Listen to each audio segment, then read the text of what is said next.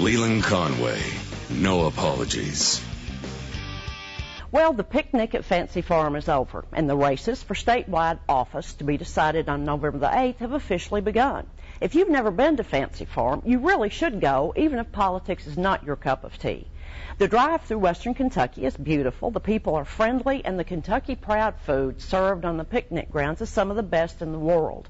And you only have to drive 12 more miles to see the Mississippi River.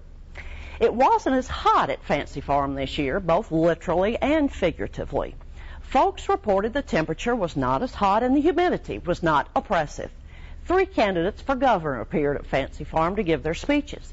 2 of those candidates came spoiling for a verbal and ideological fight. Because the 3rd candidate wouldn't engage, the other 2 could only complain that the fight they expected had not happened.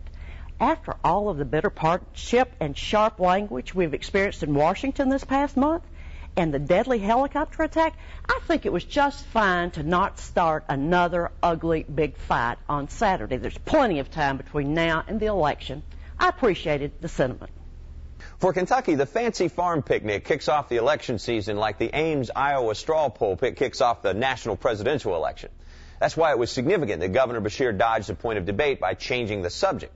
Governor Beshear has a lot of questions to answer that I'm sure he'd rather not. For instance, why has Kentucky's credit been downgraded by Moody's? What are we doing with all that debt we've racked up and balancing the budget by borrowing money? Why haven't we addressed tax reform? Why are we still ranked near the bottom in nearly every important category? And why was Kentucky listed as Forbes magazine's worst-run state in America? If I was facing nagging questions like these, I might change the subject too.